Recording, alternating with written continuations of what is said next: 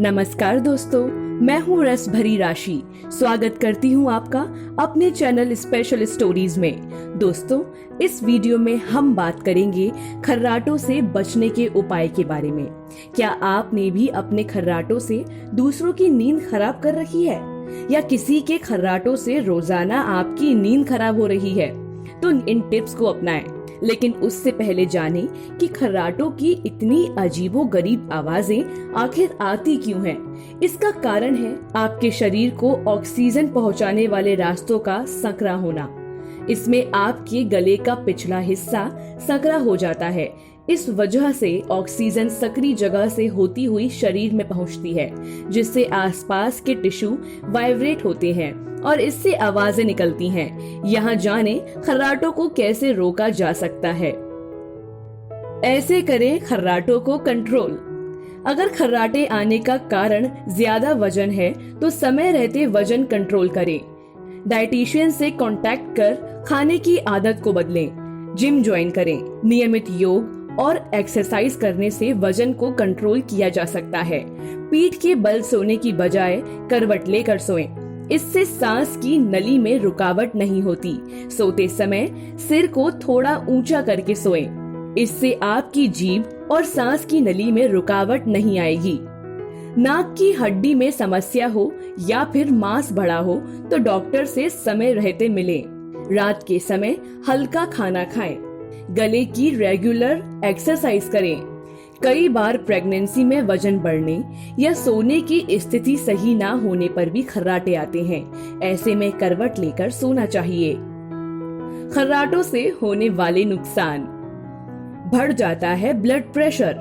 सांस लेने में बार बार रुकावट होने पर शरीर में ऑक्सीजन का लेवल कम हो जाता है, जिससे बीपी बढ़ जाता है।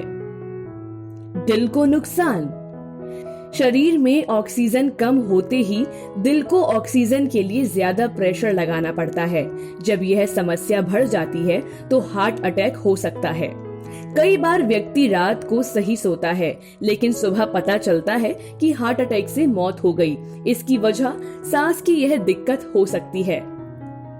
आलस और थकान: रात को नींद पूरी ना होने पर दिन भर आलस और थकान महसूस होती है, जिससे उसका मन भटकता रहता है। चिड़चिड़ापन और नाखुशी भी नजर आती है। मोटापे की आशंका: 7 घंटे की नींद पूरी ना होने पर व्यक्ति के हार्मोन्स पर असर पड़ता है। इससे उसका वजन बढ़ना शुरू हो जाता है। वजन बढ़ने से और ज्यादा खर्राटे आने लगते हैं। ये दोनों चीजें एक दूसरे से ही जुड़ी होती हैं।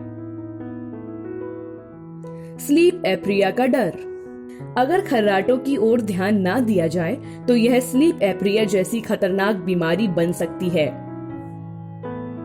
डिवाइस से भी रोक सकते हैं खर्राटे।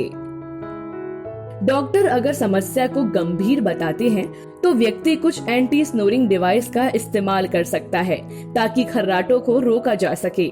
बिना डॉक्टर की सलाह के डिवाइस का इस्तेमाल बिल्कुल ना करें। बच्चों को खर्राटे आने की वजह: उम्र दराज लोगों के साथ बच्चों को खर्राटे आना आम बात है।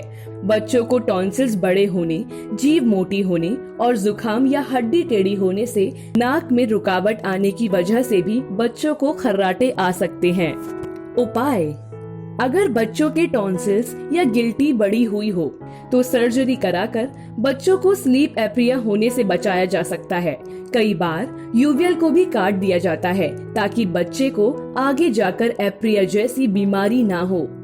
नाक की हड्डी बड़े होने पर 16 से 17 साल तक उसकी सर्जरी नहीं की जाती।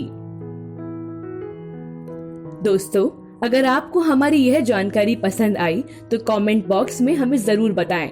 साथ ही इस वीडियो को शेयर करना ना भूलें और हमारे चैनल को भी सब्सक्राइब जरूर करें। धन्यवाद।